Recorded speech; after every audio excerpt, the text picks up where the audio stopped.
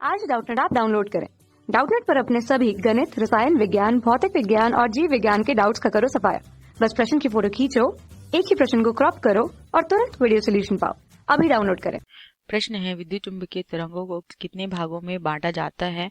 प्रत्येक भाग की तरंगों के स्रोत, गुण तथा उपयोग लिखिए। तो इस प्रश्न का उत्तर है कि विद्युत चुम्बकीय तरंगों को कुल 7 भागों में बांटा जाता है। ठीक है, कितने भागों में बांटा जाता है? कुल 7 भागों में बांटा जाता है।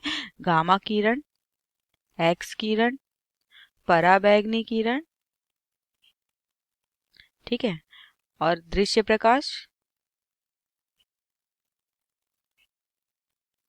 अवरक्त किरण, सूक्ष्म तरंगे तथा रेडियो तरंगे। ठीक है, सूक्ष्म तरंगे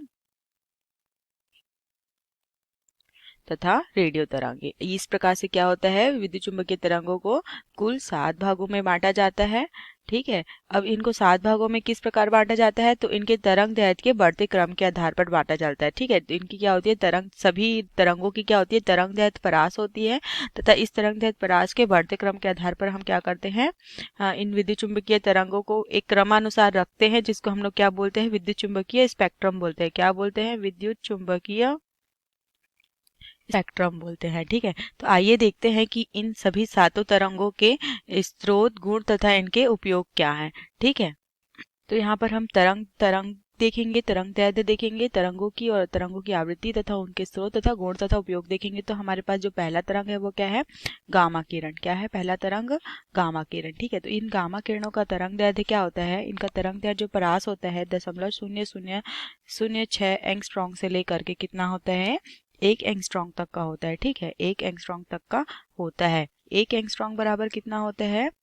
10 की घात माइनस 10 मीटर होता है। ठीक है, तो उसके हिसाब से 6 गुणित 10 की घात माइनस 7 मीटर तथा ये क्या हो जाएगा, 10 की घात माइनस 10 मीटर क्या हो जाएगा, इसका तरंग दैर्ध्य परास हो जाएगा अगर मीटर में लिखेंगे तो। ठीक है, अब इसकी आवृत्ति देख लेते हैं। तो इसकी आवृत्ति क्या होती है, गामा किरणों की आवृत्ति होती है 5 गुणित 10 की घात 22 हर्ट्ज से लेकर किस में होती है, हर्ट्ज में होती है। ठीक है, अब हर्ट्ज से लेकर कहाँ तक की होती है, 3 गुणित 10 की घात 18 हर्ट्ज तक की क्या होती है, गामा किरणों की आवृत्ति होती है। ठीक है, अब इन गामा किरणों का जो मुख्य स्रोत होता है ये क्या होते हैं, जो रेडियो एक्टिव तत्व के नाभिक होते हैं। ठीक है, वहां पर से ये निकलते हैं, तो उनके विघटन से ये निकलते हैं। तो रेडियो एक्टिव तत्व इनके क्या है, मुख्य स्रोत है। रेडियो एक्टिव तत्व क्या है, इनके प्रमुख रेडियो एक्टिव तत्व के नाभिकों के विघटन से, नाभिकों के विघटन से। देखिए, अब ये जो गामा किरणें होती है ना, सूर्य से जो प्रकाश निकलती है, ठीक है, जो सूर्य से प्रकाश निकलती है वहां से भी गामा किरणें निकलती है, परंतु हमारे जो वायुमंडल में परतें होती है, ठीक है, तो वायुमंडल की विभिन्न परतों के द्वारा क्या कर ली जाती है, ये गामा किरणों को परावर्तित कर दी जाती है। तो क्या हो जाती है, वो अंतरिक्ष में वापस परावर्तित हो जाती है। तो इस प्रकार से वहां पर से भी गामा किरणें निकलती है, परंतु ओजोन परत से अगर छेद होने का भी हम लोग सुन रहे हैं, ठीक है, तो वहां पर से गामा की किरण पृथ्वी में पास हो सकती है, इसीलिए ओजोन परत में छेद नहीं होना चाहिए। ठीक है, यहाँ पर क्या हो गया, तो यहाँ पर से हम लोग को पता चल रहा है कि रेडियो एक्टिव तत्व के नाभिकों के विघटन से मिलती है तथा इसका मतलब जो गुण होता है, ठीक है, गामा किरणों का जो मुख्य गुण होता है क्या होती है, इसकी जो वेधन क्षमता होती है बहुत अधिक उच्च होती है। क्या होती है, उच्च वेधन क्षमता होती है। अब इसका उपयोग देख लेते हैं। तो इसका उपयोग क्या होगा कि जो गामा किरणों का मुख्य रूप से उपयोग किसके लिए किया जाता है, कैंसर के इलाज में किया जाता है। कैंसर के इलाज में मतलब क्या होता है, गामा किरणों का उपयोग किया जाता है कैंसर के इलाज में। ठीक है, इसके अलावा इसके और बहुत सारे उपयोग है नाभिकीय अभिक्रियाओं में, क्योंकि नाभिकीय विघटन से उत्पन्न हो रहे हैं। नाभिकीय अभिक्रियाओं में भी क्या होता है, इनका उपयोग होता है, नाभिक के बारे में जानकारी प्राप्त करने के लिए भी इनका उपयोग होता है। ठीक है, अब हम क्या देखते हैं, अगला देखते हैं। अगला किरण जो होता है वो क्या होता है, एक्स किरण होता है। ठीक है, एक्स किरण होता है। अब इसका तरंग दैर्ध्य क्या होता है, एक्स किरणों का तरंग दैर्ध्य 0.001 से कहाँ तक का होता है, 300 एंगस्ट्रॉम तक का होता है। ठीक है, देखिए यहाँ पर हम लोगों ने क्या किया, यहाँ तरंग दैर्ध्य के बढ़ते क्रम पे जमाया है। ठीक है, तो यहाँ पर गामा किरण से अधिक तरंग दैर्ध्य किसका है, एक्स किरण का है। ठीक है, अब इसकी आवृत्ति क्या हो जाएगी, इससे इसकी तुलना में कम हो जाएगी। ठीक है, क्योंकि जो तरंग दैर्ध्य है आवृत्ति के व्युत्क्रमानुपाती होता है, तो यहाँ पर इसकी आवृत्ति हो जाएगी 3 गुणित 10 की घात 28 से लेकर के कितना हो जाएगा, 1 गुणित 10 की घात 16 तक क्या हो जाएगी, एक्स किरणों की आवृत्ति हो जाएगी।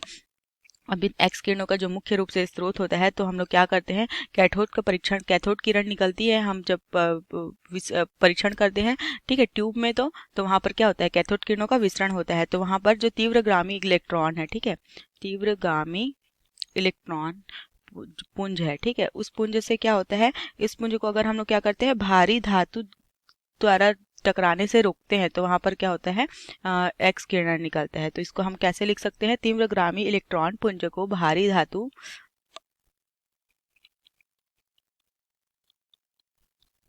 लक्ष्य द्वारा रोकने पर, ठीक है, हम लोग क्या करते हैं, भारी धातु की लक्ष्य द्वारा क्या करते हैं, उसको रोकते हैं, द्वारा रोकने पर हम लोग को क्या मिलता है, एक्स किरण निकलता है। वहां पर से क्या निकलेगा, एक्स किरण निकलेगा। अब इसके जो मुख्य गुण होता है, ये क्या होता है, ये ना जो फोटोग्राफी प्लेट है उसको प्रभावित कर देता है। अर्थात हम लोग क्या करते हैं, फोटोग्राफी प्लेट को प्रभावित करता है। क्या होता है कि हम लोग पहले समय में क्या करते थे, वो नेगेटिव पे हम लोग फोटो खींचते थे, तो नॉन डिजिटल कैमरा में क्या होता था, नेगेटिव में निकलता था फोटो, तो उसको हम लोग क्या करते थे, फोटोग्राफिक प्लेट पर रखते थे। तो वहां पर अगर एक्स किरण उपस्थित होगी तो ये क्या करता है, फोटोग्राफिक प्लेट को प्रभावित कर देता है। इसके अलावा हम लोग क्या करते हैं, एक्सरे करवाते हैं। जैसे कि मान लो इसका उपयोग है, ठीक है, इसका उपयोग क्या है, टूटी फूटी हड्डियों का पता लगाने के लिए इसका मेन रूप से उपयोग करते हैं। हम लोग एक्सरे करवाते हैं ना, अगर डॉक्टर के यहाँ जाते हैं तो वहाँ पर क्या होता है, हम लोगों को हड्डियों का मतलब क्या करना है, हड्डियाँ अगर टूटी फूटी है तो वहाँ पर हम लोगों को एक्सरे करवाने से पता चलता है कि टूटी फूटी है कि नहीं है करके। तो वहाँ पर जो प्लेट हम लोग को एक नेगेटिव टाइप शीट मिलता है, वो उसको क्या बोलते हैं, फोटोग्राफी प्लेट मिलता है। वो क्या करता है कि जो हमारे हड्डी अस्थि पंजर है उसके क्या करता है, चित्र को उसमें छोड़ देता है ना, उस फोटोग्राफी प्लेट में छोड़ देता है। इस प्रकार से क्यों छोड़ता है, क्योंकि वो फोटोग्राफी प्लेट को प्रभावित करता है। वहां पर फिर हमको खींचकर चित्र दिखता है, प्रतिछाया दिखती है, टूटी फूटी हड्डियों की परछाया दिखती है, मतलब हमारी हड्डियों की परछाया दिखती है, जिससे हम पता लगाते हैं कि हमारी हड्डियां मतलब ठीक है कि टूटी फूटी है कि क्या है करके, उसको पता लगाते हैं टूटी फूटी हड्डियों का पता लगाने में। अब हम लोग क्या देखेंगे, अगला तरंग देखेंगे। तो जो अगला तरंग होता है वह क्या होता है, पराबैंगनी तरंग होती है। क्या होती है, पराबैंगनी तरंगे।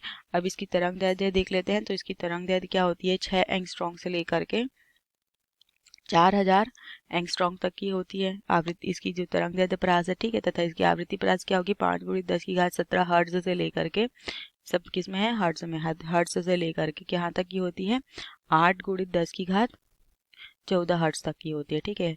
ये क्या हो गया, पराबैंगनी तरंगों की आवृत्ति हो गई। अब इसका जो मुख्य स्रोत है, ठीक है, इसका मुख्य स्रोत क्या है, सूर्य। सूर्य से क्या निकलती है, पराबैंगनी किरणें निकलती है, जो क्या होती है, ओजोन परत के द्वारा अवशोषित कर ली जाती है, ठीक है, ओजोन परत के द्वारा क्या कर ली जाती है, अवशोषित कर ली जाती है। इसी कारण पृथ्वी पर पूर्ण रूप से पराबैंगनी तरंगे नहीं पहुंचती। अगर पूर्ण रूप से पृथ्वी पर पराबैंगनी तरंगे पहुंचेगी तो वो क्या होगी, हानिकारक होगी, बहुत ही ज्यादा हानिकारक होगी। कुछ मात्रा में जो पहुंचती है वो हमें क्या, विटामिन डी के रूप में मिलती है। किसके रूप में मिलती है, विटामिन डी के रूप में मिलती है, जो हमारे शरीर के लिए लाभदायक है। और अगर वही अधिक मात्रा में मिलेगी तो हमारे लिए क्या हो जाएगा, हानिकारक हो जाएगा, ठीक है। इसके अलावा जो पराबैंगनी तरंगों का स्रोत है वह क्या है, पराबैंगनी तरंगों का विद्युत विसर्जन नलिका, ठीक है। जब हम लोग क्या प्रकाश विद्युत प्रभाव करते हैं तो वहां पर विद्युत विसर्जन नलिका होती है, ठीक है। तो उस विद्युत विसर्जन नलिका में क्या निकलती है, पराबैंगनी ऊर्जा किरणें निकलती है, विद्युत विसर्जन नलिका, ठीक है। इस प्रकार से इसका जो मुख्य स्रोत है वह क्या है, सूर्य तथा विद्युत विसर्जन नलिका अर्थात प्रकाश विद्युत प्रभाव में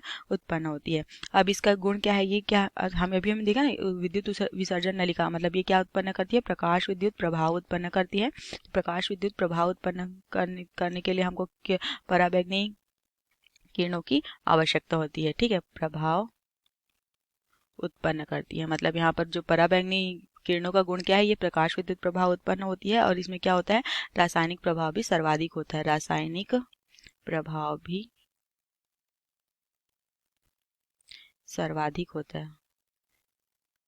इसी कारण क्या होता है, अगर वायुमंडल में अगर थोड़ी बहुत मात्रा में भी अगर पराबैंगनी किरणें हैं, ठीक है, तो इन पराबैंगनी किरणों की उपस्थिति के कारण क्या होता है, ये ऑक्सीजन से अभिक्रिया करके ओजोन बना लेते हैं, जिससे क्या होता है, कभी ओजोन की भी गंध आती है, ठीक है। तो ये भी हो गया। अब इसके अलावा इसका उपयोग देखते हैं। तो इसका उपयोग क्या है कि ये विटामिन डी हल्के मात्रा में जब शरीर में पड़ती है तो विटामिन डी मिलती है, ठीक है। इसके अलावा क्या होता है, इसका प्रयोग कीटाणुनाशक के रूप में भी किया जाता है, कीटाणुनाशक के रूप में। और कई रोगों के इलाज में भी क्या करते हैं हम लोग, रोगों के इलाज में भी पराबैंगनी किरणों का उपयोग करते हैं, ठीक है, कई रोगों के इलाज में पराबैंगनी किरणों का उपयोग करते हैं।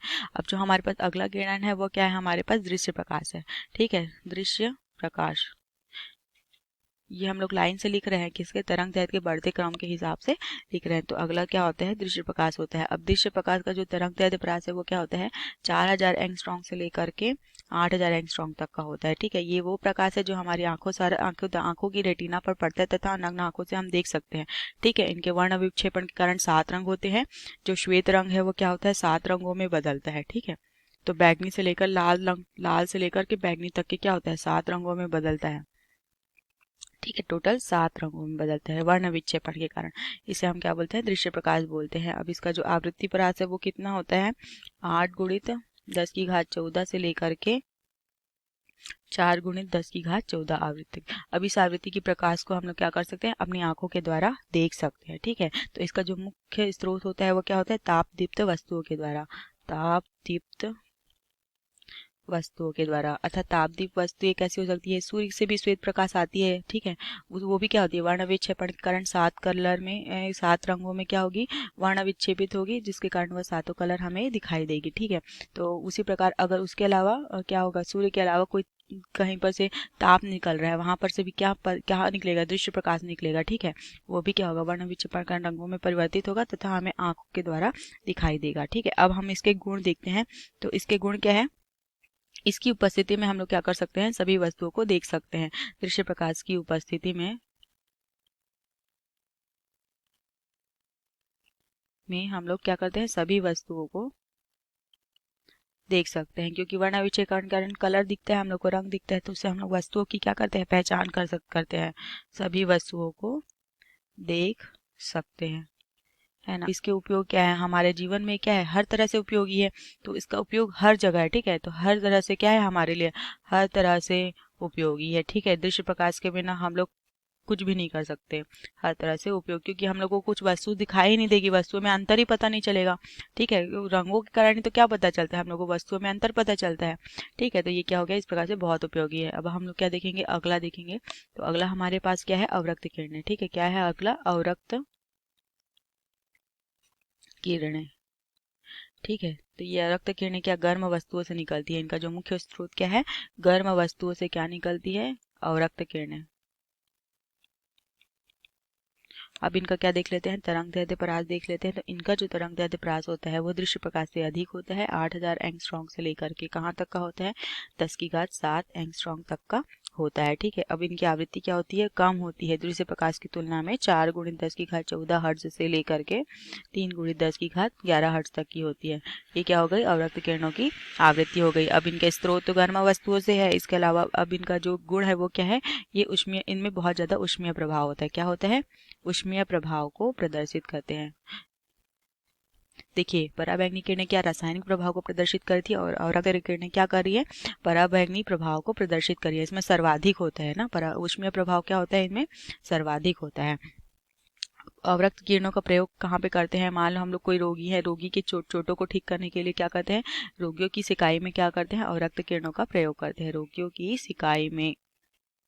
इसके अलावा हम क्या करते हैं, रात्रि में फोटोग्राफी में भी क्या करते हैं, अवरक्त किरणों का प्रयोग करते हैं। अब रात्रि में फोटोग्राफी के लिए अवरक्त किरणों का प्रयोग किस प्रकार से करेंगे, कि होता क्या है कि इनका तरंग दैर्ध्य परास क्या है, बाकी की तुलना में अधिक होता है। तो तरंग दैर्ध्य परास अधिक होने के कारण क्या होती है, दूर तक अंधेरे में भी जा सकती है, गमन कर सकती है। इस कारण इसका क्या करते हैं, रात्रि में फोटोग्राफी के लिए इसका प्रयोग कर सकते हैं। ठीक है, तो जो अब अगला किरण होगा वो क्या हो जाएगा, सूक्ष्म तरंगे। क्या हो जाएगा, छठवां, सूक्ष्म तरंगे। ठीक है, इन सूक्ष्म तरंगों की खोज से हमारा जो जीवन है वो बहुत ज़्यादा आसान हो गया है, क्योंकि इनका प्रयोग कृत्रिम उपग्रहों में किया जाता है। तो कृत्रिम उपग्रहों में इनका प्रयोग करने के कारण हमारी बहुत सारी चीज़ें क्या हो गई है, आसान हो गई है। तो इनका तरंग दैर्ध्य परास देख लेते हैं। इनका तरंग दैर्ध्य परास क्या होता है, 10 की घात 7 एंगस्ट्रॉम से लेकर के 3 गुणित 10 की घात 9 एंगस्ट्रॉम तक का होता है, तथा रासायनिक इसका आवृत्ति परास क्या होता है, 3 गुणित 10 की घात 11 से लेकर के 1 गुणित 10 की घात 9 हर्ट्ज तक का होता है। ठीक है, अब इनका जो मुख्य स्रोत है ये कहाँ से निकलता है, ये जो विद्युत स्फुलिंग होता है वहां से विसर्जित होता है। ठीक है, इसके अलावा क्रिस्टल दोलित्रों के द्वारा भी निकलता है। तो इसको हम क्या लिख सकते हैं, स्फुलिंग विसर्जन से, स्फुलिंग विसर्जन तथा अथवा क्रिस्टल के दोलित्र से, अथवा क्रिस्टल के दोलित्र द्वारा। ठीक है, अब हम लोगों ने क्या देख लिया, इसका दोलित्र द्वारा इसका स्रोत देख लिया। अब इसका गुण देख लेते हैं। तो जो सूक्ष्म तरंगों का गुण है वो क्या करते हैं, मतलब सूक्ष्म तरंगे जो होती है वो क्या करती है, जो सूक्ष्म तरंगे हैं बिंदु संपर्क डायोड के द्वारा क्या कर ली जाती है, संसूचित कर ली जाती है। बिंदु संपर्क डायोड के द्वारा मतलब संसूचित कर ली जाती है, मतलब पहचान ली जाती है। ठीक है, डिटेक्ट कर ली जाती है, द्वारा संसूचित किया जाता है इसको। ठीक है, अब इसके हम लोग उपयोग देख लेते हैं। तो इसका उपयोग कर क्या करते हैं हम लोग, कृत्रिम उपग्रहों में इसका प्रयोग करते हैं, राडार में इसका प्रयोग करते हैं। तो कृत्रिम उपग्रहों तथा राडार के कारण क्या हो गया है, जो हमारा भौतिक जीवन है वो बहुत ही सुखद हो गया है। कई चीज़ें आसान हुई हैं। ठीक है, राडार के द्वारा बहुत सारी चीज़ों को पता लगाया जा सकता है। युद्ध क्षेत्र में भी इनका प्रयोग किया जाता है। बहुत सारे इसके उपयोग है। ठीक है, राडार और कृत्रिम उपग्रह में सूक्ष्म तरंगों के उपयोग से बहुत सारे हमारे जो जनजीवन के साधन है वो क्या हो गए, आसान हो गए हैं। अब अगला तरंग देखते हैं हम लोग, रेडियो तरंग है। ठीक है, तो इन रेडियो तरंगों की खोज के कारण ही क्या हुआ था, जो दृश्य तथा श्रव्य टेलीविजन वगैरह का सबका क्या हो गया था, खोज हो गया था। ये रेडियो तरंगे ही क्या करती है, प्रसारण में संचार प्रसारण में क्या करती है, मदद करती है। इनका तरंगदैर्ध्य परास कितना होता है, इनका तरंगदैर्ध्य परास 3 × 10⁻9 एंगस्ट्रॉम से लेकर के 6 × 10⁻12 एंगस्ट्रॉम तक का होता है। ठीक है, तथा इनका आवृत्ति परास क्या होता है, 10�9 हर्ट्ज से लेकर के 5 × 10⁵5 हर्ट्ज तक का होता है। ठीक है, अब इनका जो मुख्य स्रोत है ये भी क्या होती है, दोलित्र विद्युत परिपथ के द्वारा ही उत्पन्न होती है। कहाँ से उत्पन्न होती है, दोलित्र विद्युत परिपथ के द्वारा। देखो यहाँ पर सूक्ष्म तरंगे भी क्या उत्पन्न हो रही थी, दोलित्र विद्युत परिपथ के द्वारा उत्पन्न हो रही थी। रेडियो तरंगों को भी हम लोग दूसरे तरंगदैर्ध्य में क्या करते हैं, दोलित्र विद्युत परिपथ के द्वारा उत्पन्न करते हैं। ठीक है, अब उसके बाद इसका जो गुण होता है, इसको क्या हम लोग क्या करते हैं, इनका संसूचन एलसी परिपथ के द्वारा किया जाता है। ठीक है, एलसी परिपथ के द्वारा क्या करते हैं, संसूचित करते हैं, मतलब पहचान करते हैं, द्वारा संसूचित किया जाता है। ठीक है, अब रेडियो तरंगों का जो उपयोग है, रेडियो तरंगों का मुख्य रूप से उपयोग मैंने अभी बताया क्या होता है, टेलीविजन, श्रव्य तथा दृश्य संचार में हम लोग क्या करते हैं, हम लोग रेडियो तरंगों का उपयोग करते हैं। तो टेलीविजन में तथा संचार प्रसारण में हम लोग क्या करते हैं, संचार रेडियो वगैरह में हम लोग क्या करते हैं, FM रेडियो वगैरह में सब में रेडियो तरंगों का प्रयोग करते हैं। इस प्रकार से हमने देखा कि जो विद्युत चुंबकीय तरंगों 7 प्रकार की होती है।